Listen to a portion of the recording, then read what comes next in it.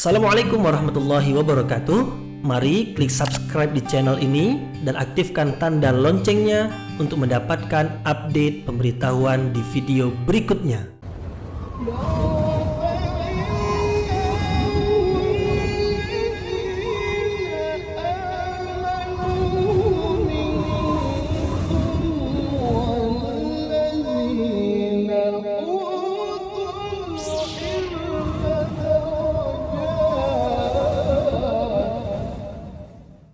أعوذ بالله من الشيطان الرجيم بسم الله الرحمن الرحيم السلام عليكم ورحمة الله وبركاته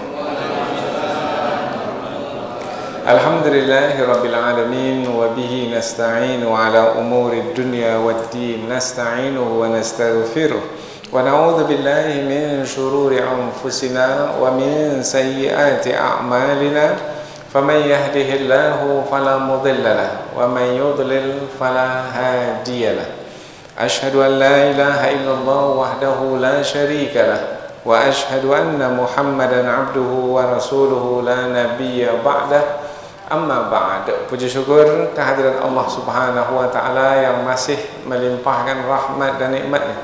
Kita bersyukur dengan mengucapkan alhamdulillahi rabbil alamin. Kemudian tidak lupa pula bersalawat kepada Rasulullah dengan mengucapkan Allahumma salli ala Sayyidina Muhammad wa ala ali Sayyidina Muhammad, dan bersalam kepada Rasulullah dengan ucapan Assalamualaikum ya Rasulullah.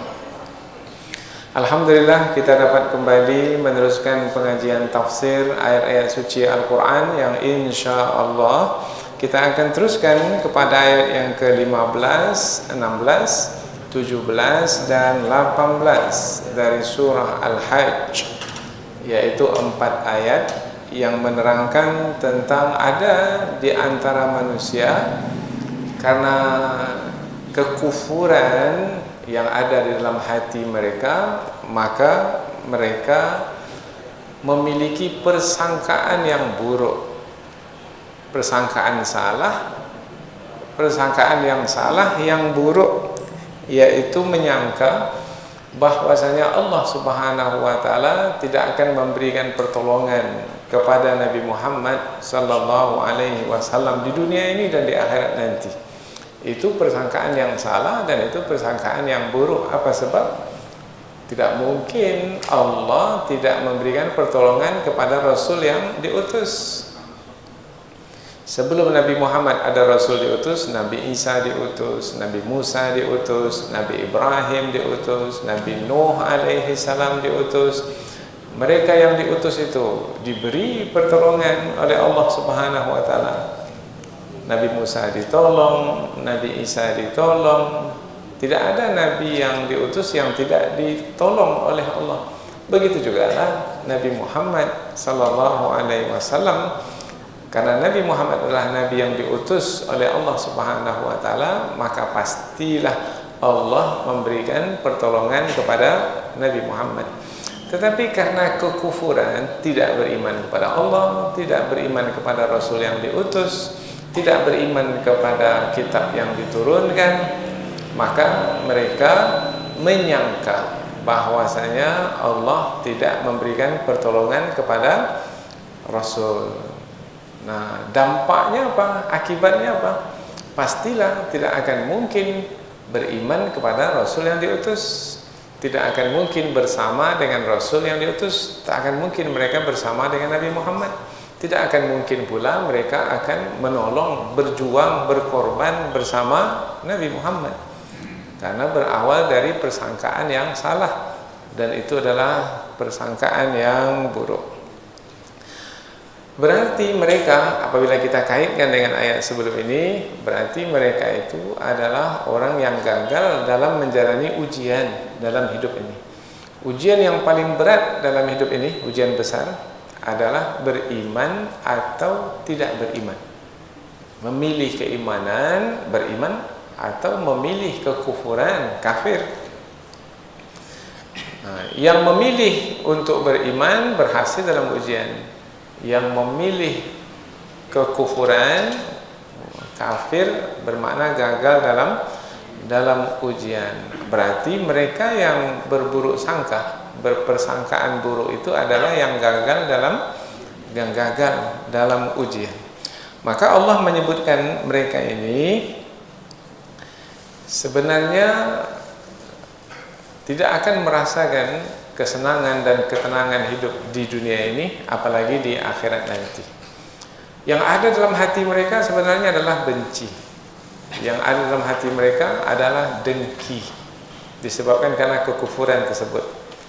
Maka Allah Subhanahu wa taala menyampaikan kepada mereka, benci yang ada dalam hatimu itu, kedengkian yang ada dalam hatimu kepada kebenaran itu, sehingga tidak mau beriman kepada Rasul yang diutus, tidak mau memeluk agama Islam, tidak mau mengikuti kebenaran, maka rentangkanlah tali ke langit.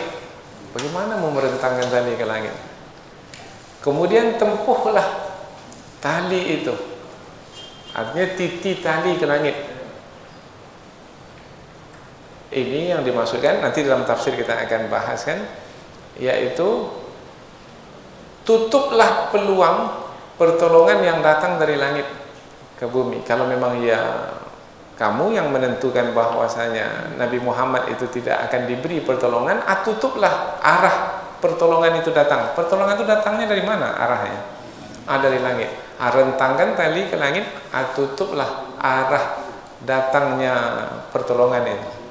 Maknanya untuk menghilangkan kedengkian, kebencian yang ada dalam, tetapi tidak akan menghilangkan, tidak akan meredakan, tidak akan melenyapkan kebencian kepada kebenaran yang ada dalam hati orang kafir itu. Karena biasanya orang yang dengki itu kapan baru puas hatinya? Kalau yang dia inginkan itu tercapai. Nah, umpamanya orang yang benci kepada tetangga yang di depannya, kalau tetangga yang di depannya itu dapat rezeki, sakit hatinya, sesak nafasnya, menderita dia, sempit dadanya. Kemudian terdengar bahwasanya ada orang yang akan memberikan pemberian yang besar kepada tetangga depannya. Apa usaha yang dia lakukan? Menghalang bagaimana pemberian yang besar itu tak sampai kepada orang yang dia benci, orang yang dia dengki. Begitu juga lah Allah menyampaikan, berentangkanlah tali ke langit, karena pertolongan itu datangnya dari langit, supaya tak turun pertolongan dari langit itu kepada Nabi Muhammad. Tapi mungkinkah mereka akan melakukannya? Tidak. Jadi silakan saja benci, silakan saja dengki, tapi benci dan dengki itu tidak akan menghalang pertolongan Allah turun kepada Nabi Muhammad, dan tidak akan mungkin menghilangkan dengki dan benci yang bersarang di dalam hati. Maka orang yang benci dan dengki itu sengsara seumur hidup, kemudian sengsara lagi nanti di hari akhirat. Jadi tak pernah beruntung sebenarnya orang yang benci dan dengki. Nah, demikianlah Allah Subhanahu wa taala menurunkan ayat-ayat Al-Qur'an yang jelas tentang siapa sebenarnya orang-orang yang beriman dan siapa sebenarnya orang-orang yang kafir, yang tidak beriman. Nah, di dunia ini belum ada keputusan. Orang beriman dengan orang kafir semua berkumpul, semua dalam satu kumpulan hidup, bercampur baurlah. Orang Yahudi ada di muka bumi, orang Nasrani ada di muka bumi, penyembah bintang ada di muka bumi, penyembah api ada di muka bumi, orang-orang beriman pun juga ada di antara mereka semua itu. Kapan keputusan antara orang beriman dengan orang kafir ini? Di muka bumi ini sekarang? Tidak, di hari akhirat kelak. Jadi keputusan siapa yang benar, siapa yang salah bukan di dunia ini. Keputusan siapa yang benar, siapa yang salah adalah di hari kiamat kelak, di hari akhirat kelak. Disitulah diputuskan nanti siapa yang benar, siapa yang salah. Sementara ketika kita menjalani di dunia ini, kita menjalani hidup adalah sebagai ujian. Ujiannya sekarang, keputusannya nanti. Jadi jangan berharap umpamanya keputusan di dunia ini. Tidak, keputusan di akhirat nanti. Boleh jadi pada satu waktu tertentu, di tempat tertentu, yang bersenang-senang, yang lapang rezekinya, yang menguasai, yang berkuasa adalah bukan orang-orang beriman, bukan orang-orang yang mengikuti kebenaran, tapi orang-orang yang zalim, orang-orang yang kejam, orang-orang yang menindas dan menganiaya, seperti pernah berlaku pada masa dahulu. Siapa yang zalim, yang berkuasa di Babilonia dahulu? Namrus. Siapa yang zalim, yang berkuasa di Mesir dahulu? Fir'aun. Dan seterusnya. Allah beri kekuasaan kepada mereka ketika itu, tapi sampai masa tertentu mereka dibinasakan oleh Allah Subhanahu wa taala. Keputusan siapa yang benar, siapa yang salah adalah nanti di hari akhirat. Hari ditetapkannya keputusan antara siapa yang akan dimasukkan ke dalam surga dan siapa yang akan dimasukkan ke dalam neraka. Kemudian Allah Subhanahu wa taala menyebutkan di ayat yang ke-18, ayat yang keempat yang kita pelajari dalam kesempatan ini adalah semestinya manusia dengan kebenaran yang jelas, dengan pengetahuan yang sudah Allah berikan melalui wahyu yang telah diturunkan, semestinya manusia tidak punya alasan lagi untuk tidak beriman. Semestinya manusia beriman kepada Allah, tunduk dan patuh kepada Allah. Ada perintah Allah, buat. Ada larangan Allah, tinggalkan. Tak ada alasan. Maka semestinya manusia itu bersujud kepada Allah. Dan rupanya yang bersujud kepada Allah di alam semesta ini bukan hanya manusia. Allah sebutkan satu persatu, yaitu langit bersujud kepada Allah, bumi bersujud kepada Allah, matahari, kemudian bulan, bintang, gunung, pohon, binatang yang melata. Dan manusia? Tidak, Allah tak sebut dan manusia. Dan kebanyakan manusia. Tetapi tidak semua manusia. Karena ada juga sebahagian dari manusia itu tidak mau bersujud kepada Allah. Dan banyak juga dari manusia itu tidak mau bersujud dan ditetapkan azab ke atas mereka. Yang ditetapkan azab itu adalah mereka yang dihinakan, dan siapa yang dihinakan oleh Allah, tak ada siapa yang bisa memuliakannya. Siapa dulu yang dihinakan oleh Allah, yang ditenggelamkan dalam laut? Fir'aun. Sampai hari ini manusia mengkeji Fir'aun. Ada tak yang mendoakan Fir'aun? Pergi mengunjungi Fir'aun ke Mesir sana, bukannya dia berdoa di tepi Fir'aun, tapi malah inilah akibat dari kelakuanmu wahai Fir'aun. Jadi pelajaran bagi kami yang datang kemudian ini. Tak ada yang mendoakan. Tapi kalau kita pergi ke makam para nabi dan rasul umpamanya, kita berdoa, kita memuliakan. Nah, apabila ada yang dihinakan oleh Allah, tidak ada siapa yang bisa memuliakannya. Begitu juga lah sebaliknya. Dan Allah melakukan apa saja yang Dia kehendaki. Inilah sebagai pengantar yang akan kita pelajari, yaitu kita ambil satu judul pengajian untuk meringkas keempat ayat ini, yaitu semestinya manusia bersujud kepada Allah.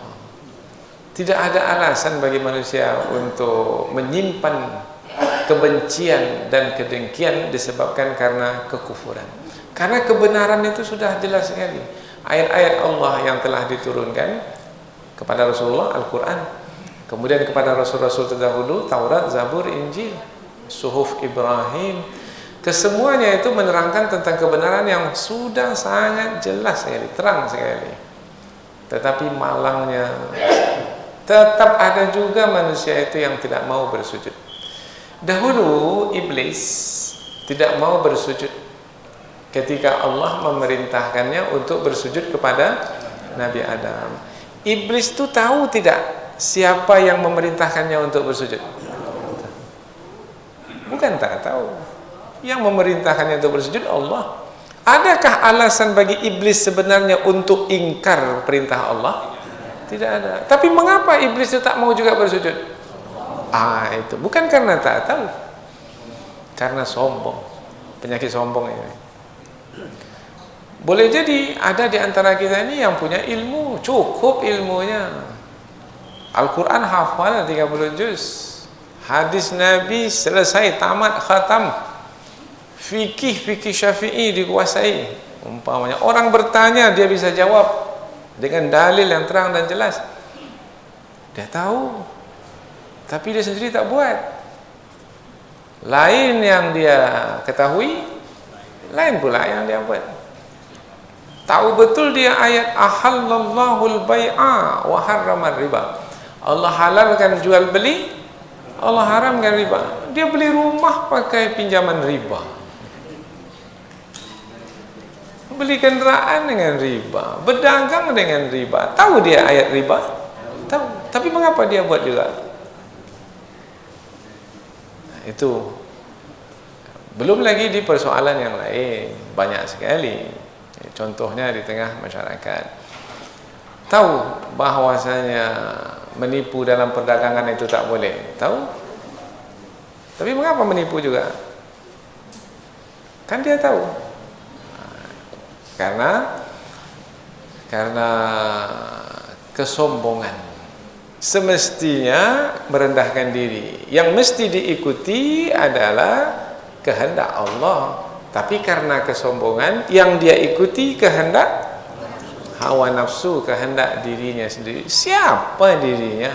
Sehingga dirinya pula yang dia ikuti, kehendak dirinya yang dia ikuti. Itu adalah orang yang sombong. Dan masih banyak lagi lah, kita tak akan bahas dengan terperinci. Tapi yang ingin kita sampaikan bahwasanya sebenarnya kalau manusia menggunakan akal fikiran dengan baik, memiliki pengetahuan cukup, dan tidak ada alasan untuk tidak memiliki pengetahuan, karena ayat Al-Quran yang berisi pengetahuan telah turun pada masa Rasulullah sendiri yang menyampaikan dan menjelaskannya. Maka sebenarnya semestinya manusia tidak ada alasan untuk tidak bersujud kepada Allah Subhanahu wa ta'ala. Tapi buktinya ada juga yang tidak bersujud. Berarti hidup ini adalah ujian, yaitu ada yang berhasil dalam ujian, ada yang gagal dalam ujian. Inilah yang buat kita menjadi berhati-hati dan berwaspada, bersungguh-sungguh supaya jangan sampai kita gagal dalam ujian. Inilah 4 ayat yang akan kita pelajari. Apabila kita kaitkan dengan ayat sebelum ini, maka jelas sekali kaitannya, yaitu ayat sebelum ini ada diterangkan tentang orang yang belum masuk iman ke dalam hati mereka, sehingga mereka itu apabila beragama pada masa Rasulullah dahulu, mengikuti Rasulullah, ikut juga berhijrah ke Madinah, tetapi imannya itu goncang. Nah, apabila tidak kokoh, tidak kuat, maka ketika ia diuji dengan musibah atau fitnah yang tidak dia sukai, maka dia berpaling ke belakang, yang kita sebut murtad. Dia murtad. Nah, orang yang seperti ini adalah orang yang gagal dalam ujian. Berarti inilah dia sebenarnya persoalan besar yang kita hadapi, yaitu kita sedang diuji, dan 2 saja hasil dari ujian itu, yaitu berhasil atau gagal. Nah, untuk berhasil tambah terus ilmu, karena ilmu akan membantu menolong kita untuk mengetahui yang benar itu benar dan yang salah itu salah, siapa yang benar dan siapa yang salah. Kemudian mudah-mudahan dengan bertambah pengetahuan, bertambah iman. Dengan iman yang terus bertambah, masuk ke dalam hati, dia menjadi kokoh. Nah, iman yang kokoh itulah yang membuat kita menjadi tenang. Diberi oleh Allah Subhanahu wa taala limpahan rahmat, kita menjadi bersyukur. Dan apabila uji kita dengan musibah atau bencana, kita menjadi sabar. Dalam keadaan kita bersyukur, bersabar, iman kita tetap terjaga dan terpelihara. Inilah dia hakikat hidup yang sebenarnya. Jadi jangan sampai hilang tumpuan, hilang fokus. Inilah dia fokus ke hidup kita yang sebenarnya. Apakah tujuan atau tumpuan hidup kita ini adalah mengumpulkan harta sebanyak-banyaknya? Tidak. Karena harta itu akan ditinggalkan juga sampai masanya. Habis umur cari harta, halal diambil, haram disikat. Bukan diambil, disikat habis sampai mengambil harta orang lain. Bukan haknya saja yang dia ambil, hak orang lain pun diambil. Bagaimana pindah milik kepadanya? Pasang pengacara, sogok hakim. Bagaimana harta orang lain berpindah ke tangannya? Kalau bisa sebanyak-banyaknya. Ada rumah di tepi pantai, ada rumah di atas gunung, di atas gunung. Ada tepi pantai, di atas gunung. Sekali-sekali dia ingin berada di tepi pantai, badan satu, rumah banyak. Boleh menikmati harta benda dunia asalkan mendapatkannya dengan cara halal, kemudian membantunya untuk senantiasa bersyukur kepada Allah. Tapi yang di tepi pantai itu hasil sogokan, yang di atas gunung itu dari macam-macam ya. Tak perlu dari sebut satu persatu. Dari hasil perdagangan karena riba umpamanya. Untuk apa harta yang banyak itu? Kalau pada akhirnya harta yang banyak itu menghantarkan ke neraka, karena dia gagal dalam ujian iman di dunia ini. Semua kita pasti mati. Ada di antara kita yang hidup selama-lamanya? Tidak. Tetapi banyak yang memandang bahwasanya kenikmatan hidup dunia ini adalah manfaat yang abadi. Maka disebutkan dalam ayat sebelum ini, ya manfaat, tapi mudarat yang akan dia terima selepas kematian lebih dekat dari manfaat yang dia kira di dunia ini. Hanya perkiraan saja manfaat. Tapi rupanya bukan mendatangkan manfaat. Nanti dia sendiri yang mencela harta bendanya itu. Ma aghna anni maliyah. Tak ada guna harta bendaku yang kumiliki dahulu di dunia. Dia sendiri yang mencela harta bendanya. Halaka anni sultaniyah. Sultan itu apa? Kekuasaan. 2 periode yang saya jalani dulu tuh tak ada gunanya. Rupanya itulah yang membawa saya ke neraka ini. Apa gunanya? Kalau pada akhirnya mencela apa yang pernah dimiliki, menyesal kemudian tak ada gunanya. Kullu nafsin dha'iqatul maut. Setiap bernyawa pasti akan mati. Innama tuwaffawna ujurakum yaumal qiyamah. Nanti disempurnakan balasan amalmu yang di dunia itu di hari akhirat. Faman zuhziha 'anil nar, siapa yang dijauhkan dari neraka, ini dia. Ini dia hakikat hidup itu. Barang siapa yang dijauhkan dari neraka, wa udkhilal jannah, dan dimasukkan ke surga, faqad faz, dialah orang yang beruntung. Ujung ayat apa? Wa mal hayatud dunya illa mata'ul ghurur. Tidaklah kesenangan hidup dunia ini melainkan kesenangan hidup yang menipu, tertipu. Kononnya harta itulah yang akan menyelamatkannya, rupanya tidak. Kononnya pasangan hidup yang menyelamatkan, tidak. Kononnya anak cucu yang menyelamatkan, tidak.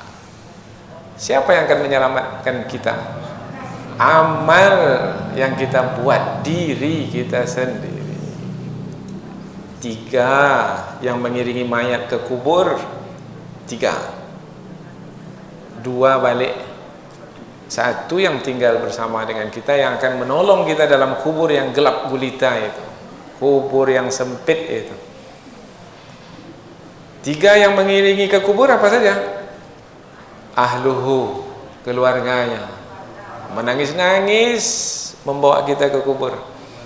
Harta benda, mobilnya yang mewah itu menghantarkannya ke kubur. Setelah itu amalnya.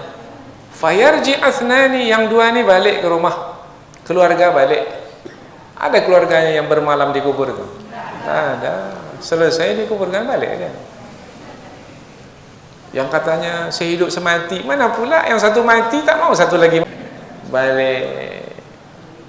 Harta bendanya, ada yang parkir kendaraannya di kuburan, tak ada, balik. Fayabqa amaluh, tinggallah yang bersama dengannya amalnya, amaluh. Nah, amal itulah. Maka boleh jadi kita pada tahap tertentu, keadaan tertentu, masa tertentu, kita ini mesti nafsi-nafsi, sendiri-sendiri amal kita ini. Artinya kita fikirkanlah diri kita sendiri. Nafsi-nafsi di sini bukan bermakna kita egois. Tidak, maksudnya inilah nih. Untuk yang kita bawa nih, inilah dia. Ya, untuk keluarga ya juga. Tapi taklah akan habis waktu untuk mengasuh cucu saja. Yang mau kita bawa mati apa? Kan sayang cucu kan? Sayang cucu.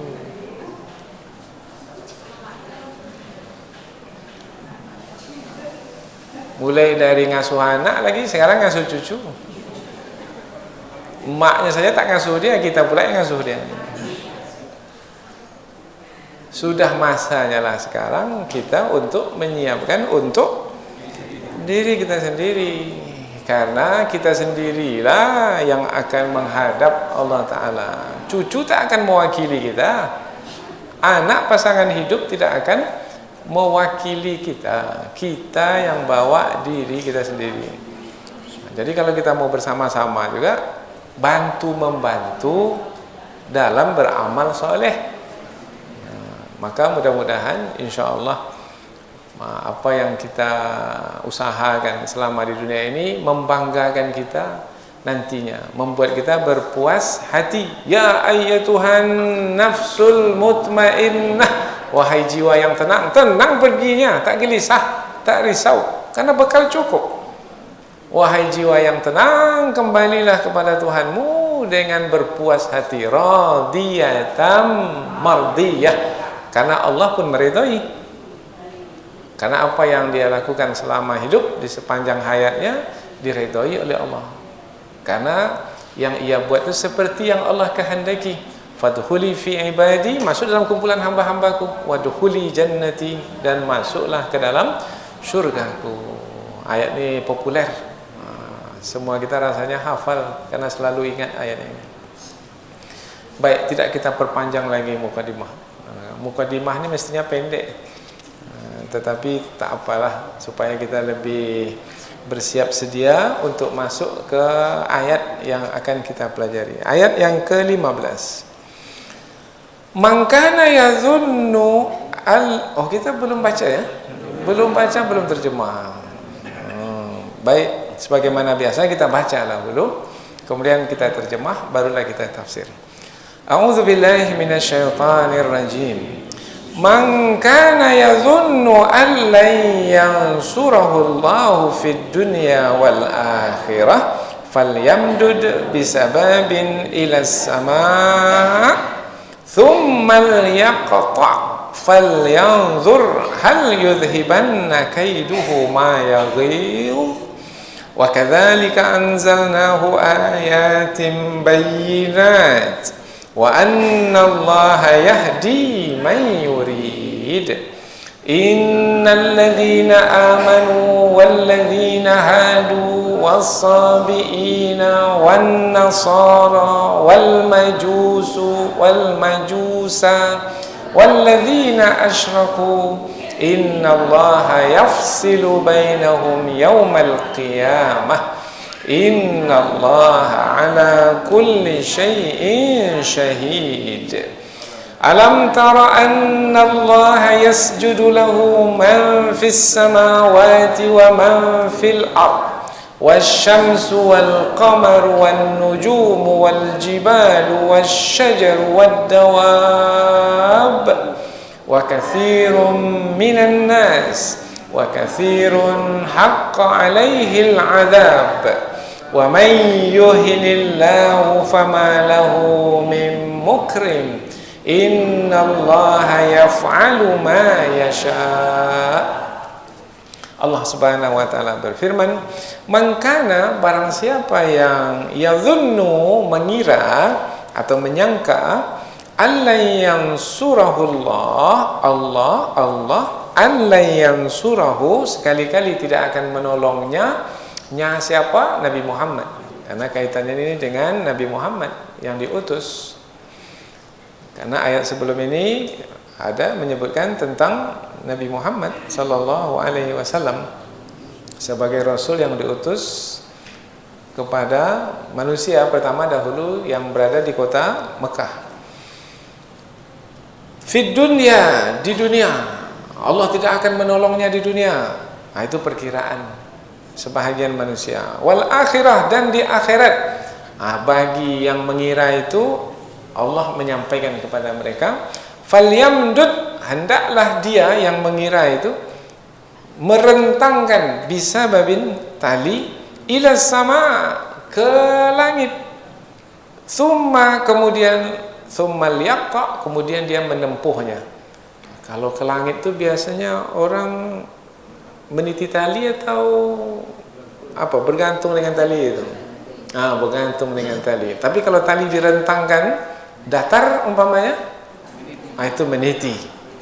Tapi kalau tali itu digantung ke atas, manusia akan bergantung dengan tangannya, dia akan menaikkan badannya dengan tali itu. Naiklah ke langit. Untuk summal yaqta juga maknanya di sini adalah supaya memotong. Memotong apa ini? Nanti kita bahas dalam tafsirnya. Memotong peluang supaya pertolongan tidak sampai ke bumi kepada Rasulullah. Falyanzur, maka hendaklah dia memperhatikan, hal apakah yuzhibanna, menghilangkan, kaiduhu, tipu dayanya, tipu daya yang dia buat itu akankah menghilangkan ma yaghidh, apa yang menyakiti hatinya, yaitu dengki itu kan menyakiti hati.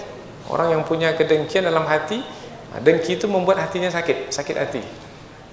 Nah, apakah sakit hati yang ada dalam hatinya itu hilang dengan merentangkan tali ke langit untuk menutup supaya pertolongan Allah tidak turun ke bumi? Tidak. Bermakna perbuatan orang yang dengki itu sia-sia. Barang siapa yang mengira Allah sekali-kali tidak akan menolongnya, Nabi Muhammad, di dunia dan di akhirat, maka hendaklah dia rentangkan tali ke langit, kemudian dia menempuhnya. Maka perhatikanlah, apakah tipu dayanya itu akan menghilangkan apa yang menyakitkan hatinya? Tidak. Wa kadzalika, dan demikianlah, anzalnahu, kami menurunkan apa? Al-Quran, menurunkannya ayatin, sebagai ayat-ayat. Karena Al-Quran itu turunnya kalau kita pecahan kecil, yaitu ayat-ayat. Ada surat-surat, ada juz. Al-Quran itu 30 juz, pecahan 30 bahagian. Ada lagi 114 surat. Ada lagi ayat-ayat 6.000 ayat lebih. Ada lagi perkataan kata, ada lagi huruf. Bayyinatin, yang jelas, yaitu yang menjelaskan tentang kebenaran. Wa anna, dan sesungguhnya Allah yahdi, memberi petunjuk, may yurid, siapa yang dia kehendaki. Maka siapa yang dikehendaki oleh Allah mendapat petunjuk dengan penurunan Al-Quran. Tapi siapa yang tidak dikehendaki tak dapat petunjuk. Padahal Al-Quran itu dia fahami, dia pandai bahasa Arab, dia orang Arab, dari kalangan fusaha, orang yang fasih menguasai bahasa Arab, faham betul dia ayat Al-Quran disampaikan Rasul, tapi tak dapat petunjuk, tidak beriman. Banyak juga tidak orang Arab itu yang tidak beriman, banyak juga, bahkan sampai ke tahap benci dan dengki kepada kebenaran, kepada Al-Quran. Siapa contohnya? Yang pada masa Rasulullah dahulu, Abu Lahab, Abu Jahal, ya. Innalladzina amanu, inna sesungguhnya, alladzina orang-orang yang amanu beriman, walladzina dan orang-orang yang hadu Yahudi, wassabiin orang-orang sabiin. Sabiin ini orang penyembah bintang, jadi ada yang menyembah bintang, ya. Wan nasara, yang sekarang ini ada juga yang sabiin ini penyembah bintang ini, dia percaya kepada bintang-bintang, Taurus, apa lagi, ya macam-macam lah ya. Kononnya kalau itu bintangnya nasibnya malang, tidak usah berdagang pada bulan ini, karena bulan ini bulan sial. Dari mana pula lah datangnya, ya. Wan nasara dan orang-orang Nasrani, wal majus dan orang-orang Majusi. Majusi itu penyembah api, orang yang menyembah api. Walladzina asyraku dan orang-orang yang menyekutukan Allah. Siapa nih contohnya? Menyembah berhala umpamanya, kemudian menyembah api, ada lagi yang menyembah tanah, menyembah air, entah air mana yang diambil, entah tanah mana, kemudian dikeramatkan, dipercayai kononnya ada kuasa di dalamnya. Inna sesungguhnya Allah yafsilu menetapkan bainahum di antara mereka, yaumal qiyamah di hari akhirat nanti Allah putuskan. Nah, sekarang di dunia ini tidak, karena di dunia ini hidup sebagai ujian. Keputusan nanti di hari akhirat. Inna sesungguhnya Allah ala atas kulli tiap-tiap syai'in sesuatu syahid bersaksi, maknanya menyaksikan. Dan apabila Allah menyaksikan, maka Allah sebagai saksi nanti. Siapa yang akan berani bantah kalau Allah yang menjadi saksi? Nah, tak ada siapa yang berani bantah, karena Allah yang menyaksikan perbuatan. Sesungguhnya orang-orang yang beriman, satu, dan orang-orang Yahudi, dua, wassabiin orang-orang penyembah bintang, tiga, wan nasara dan orang-orang Nasrani, empat, wal majus dan orang-orang Majusi penyembah api, wal asyraku dan orang-orang yang melakukan kemusyrikan. 6 golongan disebut di sini. Rasanya orang-orang yang sesat itu, yang berpaling dari kebenaran ini, disebut dalam ayat ini semua. Termasuk orang-orang beriman, ada di antara mereka. Orang beriman disebut pertama kali, ya. Mengapa disebut nih ke-6 nih? Inilah dia kelompok manusia selama di dunia, yaitu nanti mereka akan diputuskan di pengadilan Allah Subhanahu wa taala. Sesungguhnya Allah menetapkan di antara mereka keputusan di hari kiamat. Sesungguhnya Allah Maha menyaksikan atas segala sesuatu. Ayat yang berikutnya, keempat. Alam tara, apakah lam tidak, tara melihat, apakah mereka tidak melihat, tidak memperhatikan, anna sesungguhnya Allah yasjudu bersujud lahu kepadanya, bersujud kepadanya. Siapa yang bersujud kepadanya? Coba perhatikan. Apakah mereka tidak memperhatikan? Apakah kamu wahai Muhammad tidak memperhatikan? Ayat ini ditujukan kepada Nabi Muhammad. Nabi Muhammad memperhatikan. Oh ya, bersujud kepada Allah. Man fis samawat, siapa yang ada di langit? Siapa yang ada di langit?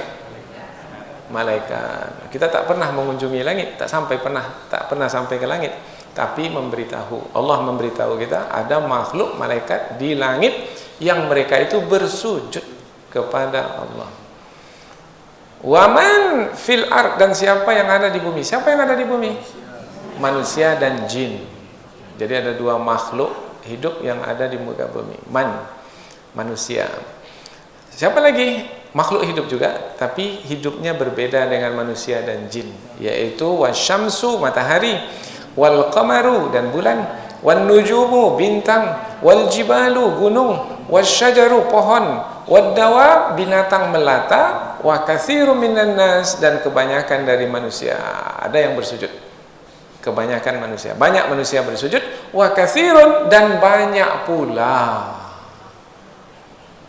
Jadi bukan banyak kemudian disebut lagi sedikit, enggak. Banyak yang bersujud, banyak pula. Haqqa, yang ditetapkan, alaihi, ke atasnya, azab. Siapa yang dimaksudkan yang ditetapkan ke atasnya azab itu? Orang kafir yang tidak bersujud. Waman, dan barang siapa yuhinillah, yang dihinakan oleh Allah, famalahu, maka tidak ada baginya min mukrim, siapa yang akan memuliakannya. Kalau Allah sudah menghinakan, hina. Satu dunia pun memuliakannya tak akan mulia. Siapa contohnya tadi kita sebut? Yang terbaring sekarang di Kairo, Mesir itu? Firaun baca agama.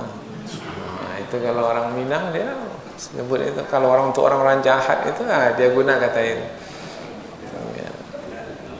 Inna, sesungguhnya Allah yaf'alu, melakukan ma yasha, apa yang dia kehendaki. Apa yang Allah kehendaki? Memberi petunjuk kepada siapa yang dia kehendaki, dan tidak memberi petunjuk kepada siapa yang dikehendaki. Memuliakan siapa yang dikehendaki, menghinakan siapa yang dikehendaki. Memberikan kuasa kepada siapa yang dikehendaki, mencabut kuasa dari siapa yang dikehendaki. Jadi yang berkehendak sebenarnya siapa di alam semesta ini? Allah. Kita ini sebenarnya menjalani aja. Iya. Yang menjalani ini sombongnya pula bukan main. Tak tahu diri. Tak tahu diri. Bagaimana supaya tahu diri sehingga kita merendahkan diri, sehingga kita tunduk dan patuh kepada Allah, sehingga kita berserah diri kepada yang Maha Berkuasa. Tak ada jalan lain, berilmu sehingga mengetahui yang benar itu benar. Kemudian setelah itu beriman, bersujud kepada Allah.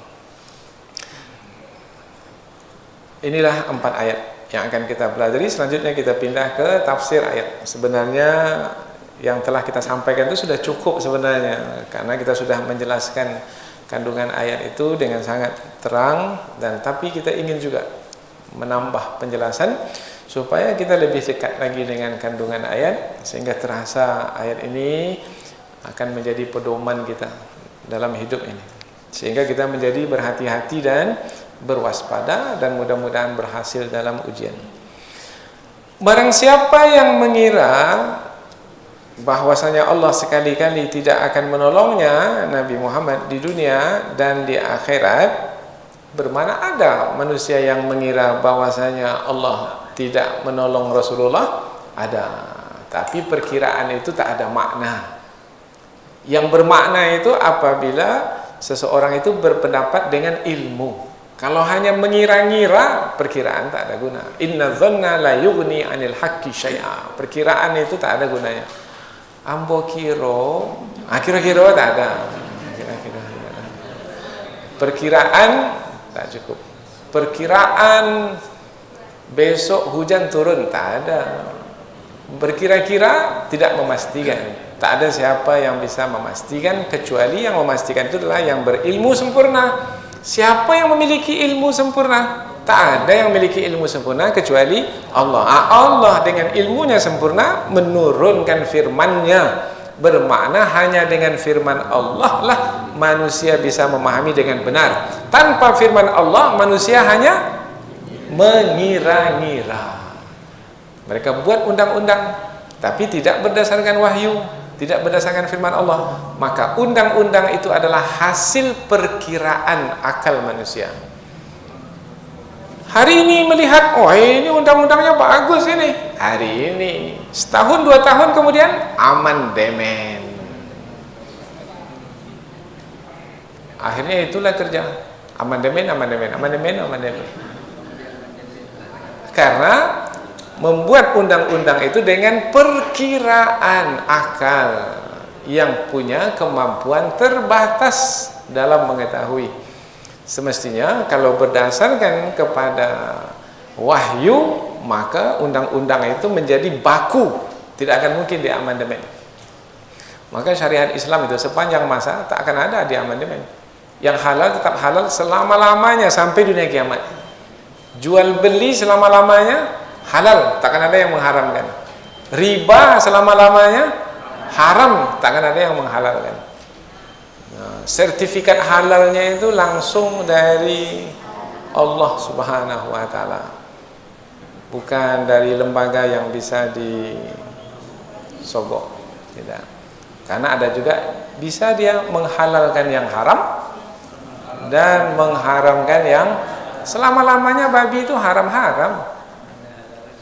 Bilolo kondiok itu halal, tidak ada, tak akan pernah selama-lamanya. Karena dalam Al-Quran jelas sekali diharamkan bagimu 1, 2, 3, 4, 5. Tak ada pilihan bagi manusia.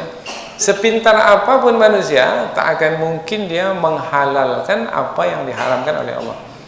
Mengapa ya Allah mengharamkan babi? Pasti ada hikmah di sebaliknya. Ilmu kita tak sampai ke situ. Karena setiap yang diharamkan pasti buruk, pasti mendatangkan mudarat. Tapi karena manusia sombong, nah maka manusia halalkan juga yang dari babi itu. Vaksin apa yang dari babi itu? Obat apa yang dari babi? Dihalalkan. Maka ya manusia mengira, tapi itu perkiraan. Ada manfaat dalamnya? Enggak. Ada maslahat? Tidak. Karena manfaat dan maslahat itu berdasarkan pengetahuan yang cukup. Dan siapa yang memiliki ilmu yang cukup dalam menetapkan yang bermanfaat, betul bermanfaat, yang mudarat, betul mudarat? Tak ada yang lain, Allah. Maka Allah tidak lepaskan halal dan haram itu kepada manusia. Allah yang menetapkan halal dan haram. Jadi tak boleh. Kalau dilepaskan kepada manusia, manusia suka-suka dalam membuat. Dia lihat ini ada peluang besar, dihalalkan ya. Nampak merugikan bisnisnya, dia haramkan. Itu kalau dikembalikan ke manusia, akhirnya rusak binasalah nilai yang ada dalam hidup ini.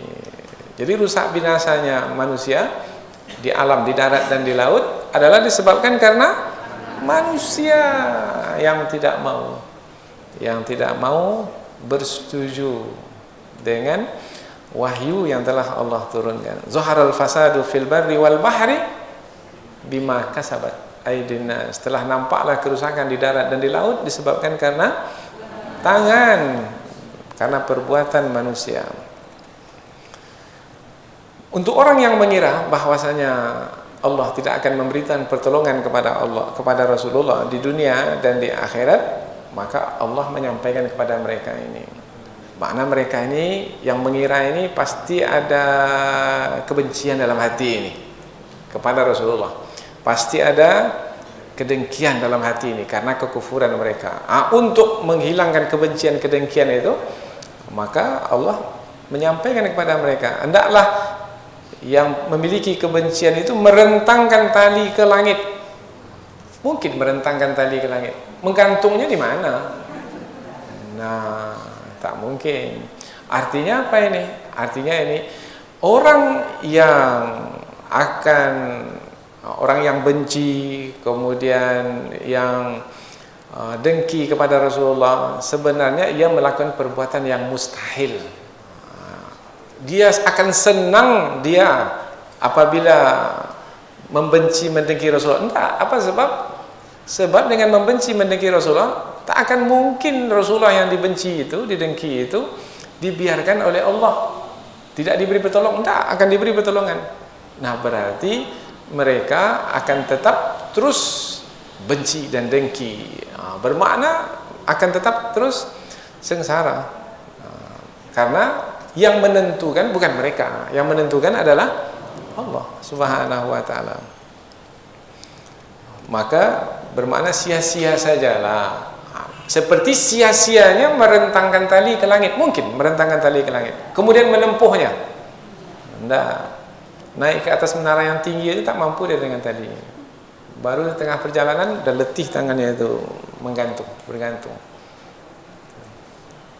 Atau ada tafsiran yang kedua. Tafsiran yang kedua ini lebih jelas lagi, yaitu bukan merentangkan tali ke langit. Maksud langit di sini ini adalah atap rumah. Bagian atas rumah ini. Kemudian dia gantungkan tali ke bagian atas rumahnya itu, kemudian dia menggantung dirinya. Kemudian mati. Maknanya adalah mutu bighairikum. Dalam ayat yang lain, matilah kamu karena kalianmu itu. Jadi maksud ayat ini, mana Allah menyampaikan kepada mereka, kamu dengki, kamu benci kepada Rasulku, matilah kamu dengan kebencianmu itu. Matinya kebencianmu itu akan membuatmu mati. Dan memang mati dalam kebencian. Sampai mati dia benci kepada Rasulullah. Tsumma liyaqta', kemudian hendaklah kamu menempuh tali tersebut, atau hendaklah kamu memotong tali tersebut setelah kamu mati tergantung. Tapi mungkin itu berlaku? Tidak, sesuatu yang tak mungkin berlaku. Falyanzur, maka perhatikanlah, hal yudhibanna kaiduhu ma yaghis, apa yang dia buat itu mungkinkah akan menghilangkan benci dan dengki yang ada dalam hati? Tidak juga. Orang yang benci itu sampai mati dia akan benci. Hari ini dia puas umpamanya untuk menghalang orang, memberikan bantuan kepada orang yang dia benci. Tetapi setelah dia dapat menghalang, apakah bencinya habis sampai di situ? Tidak. Akan terus benci sampai mati. Wa kadzalika anzalnahu ayatin bayyinat, dan demikianlah kami menurunkan Al-Qur'an itu, anzalnahu, Al-Qur'an itu kepada siapa diturunkan? Kepada Nabi Muhammad sallallahu alaihi wasallam, yaitu berupa ayat-ayat yang jelas. Maknanya kandungan ayat Al-Qur'an itu jelas, yang halalnya jelas, yang haramnya pun jelas, berupa pedoman petunjuk yang mudah untuk diikuti. Dan sesungguhnya Allah memberi petunjuk kepada siapa yang dikehendaki. Siapa yang dikehendaki beriman bersama dengan Rasulullah.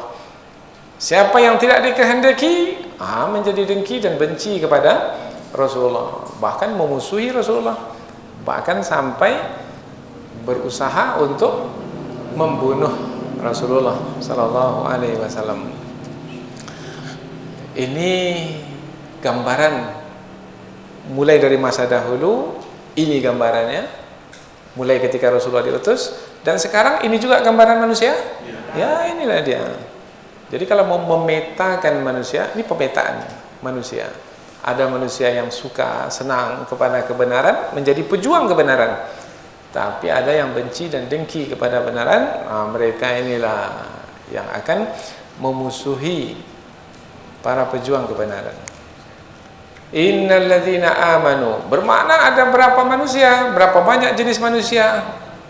Orang beriman dan orang kafir. Allah sebutkanlah yang beriman dan yang kafir itu orang Yahudi, orang penyembah bintang, orang Nasrani, orang yang menyembah api, Majusi, dan orang-orang yang menyekutukan Allah. Mereka ini tidak mendapat keputusan di dunia ini, siapa yang benar, siapa yang salah. Yang benar diberikan keselamatan, yang salah di dunia ini, tidak di akhirat nanti ya, sebagai balasan yang sempurna.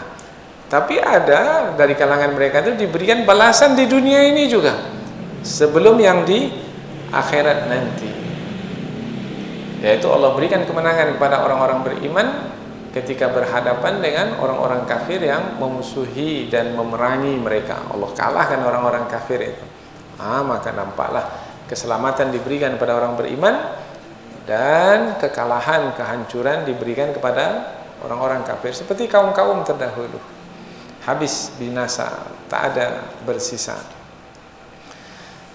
Innallaha yafsilu bainahum yaumal qiyamah. Sesungguhnya Allah membuat keputusan di antara mereka di hari kiamat. Sesungguhnya Allah, innallaha ala kulli syai'in syahid. Sesungguhnya Allah Maha menyaksikan atas segala sesuatu. Maksudnya tak ada siapa yang bisa lari, berpaling, kemudian mengingkari apa yang Allah putuskan nanti di hari akhirat, karena Allah menyaksikan apa yang dijalani oleh manusia di dunia ini.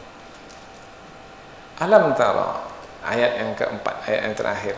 Ayat ini adalah ayat yang menerangkan bahwasanya hakikat yang sebenarnya ada di alam semesta ini adalah alam semesta ini semuanya tanpa terkecuali bersujud kepada Allah. Ketika kita bersujud itu apa yang kita baca? Tasbih. Semua yang ada di alam semesta ini bertasbih mensucikan Allah. Lihat kaitan antara sujud dengan tasbih. Maka ketika turun ayat Al-Quran fasabbih sabbihisma rabbikal a'la, maka Rasulullah mengatakan ij'aluha fi sujudikum, letakkan ayat itu di sujudmu, yaitu sabbihisma rabbikal a'la. Akhirnya kita bertasbih subhana rabbiyal a'la. Ada ayat fasabbih bismi rabbikal azim. Kemudian Rasulullah mengatakan ij'aluha fi ruku'ikum, letakkan dia di rukukmu. Maka ketika rukuk kita menyebut subhana rabbiyal azim, subhana rabbiyal azim wa bihamdih. Nah, ayat ini menerangkan tentang semua yang ada di alam semesta ini bersujud, dan di ayat yang lain semua yang ada di alam semesta itu bertasbih, bermakna alam semesta ini semuanya adalah hidup. Tapi ketika kita dulu belajar biologi di mana kita, SMP, SMA, manusia makhluk hidup, makhluk mati, hidup. Kemudian apa lagi? Binatang, hewan, makhluk hidup, makhluk mati, makhluk hidup. Tanam-tanaman, tumbuh-tumbuhan, makhluk hidup, makhluk mati, makhluk hidup. Batu, kerikil, makhluk hidup, makhluk mati. Itulah dia kesalahan kita ketika menyebut makhluk mati. Kita mengatakan ini batu makhluk mati, tanah makhluk mati, besi makhluk mati, air makhluk mati. Tidak, semua makhluk ini hidup dengan kehidupan yang berbeda-beda antara satu dengan yang lainnya. Apa sebab? Dari mana kita tahu mereka itu makhluk hidup? Mereka bersujud. Bersujud itu fi'il, kata kerja. Kan bermakna, kalau kata kerja bermakna yang melakukan pekerjaan itu hidup atau mati? Bertasbih. Bertasbih itu melakukan perbuatan bertasbih, subhanallah. Yang bertasbih itu hidup atau mati? Bermakna kursi ini hidup atau mati? Nah, kan udah berubah. Dulu di SMP ini makhluk mati. Ini makhluk hidup, tapi hidupnya tak samalah dengan hidup kita. Tetapi sebagai makhluk Allah yang diciptakan oleh Allah, setiap ciptaan itu bersujud, bertasbih, mensucikan Allah. Walakin la tafqahuna tasbihahum. Akan tapi kamu tak tahu seperti mana mereka bertasbih. Ya. Nah, ini bermakna kita tidak melihat kepada yang zahir. Kalau yang zahir, yang biasa kita sebut hidup itu kalau bergerak. Biasanya tanda hidup bergerak. Manusia bergerak, hidup. Hewan bergerak, hidup. Tanaman bergerak, tumbuh, hidup. Batu letak situ tak bergerak. Kan batu diletak saja tak bergerak-gerak. Maka kita sebut mati. Tidak. Hidup dengan kehidupannya sendiri. Ya. Dari mana kita tahu dia hidup? Karena dia dalam Al-Quran disebutkan bersujud dan bertasbih. Apa disebut dalam ayat ini yang bersujud itu? Siapa saja yang ada di langit, malaikat. Siapa saja yang ada di bumi, manusia dan jin. Matahari. Matahari itu makhluk hidup atau makhluk mati? Bersujud. dengan kehidupannya sendiri. Dan dia bersujud. Seperti apa dia bersujud? Kalau kita bersujud dengan 7 anggota sujud. Kening, muka, letak bawah. 2 telapak tangan. 3. 2 lutut. 5. 2 ujung kaki. 7.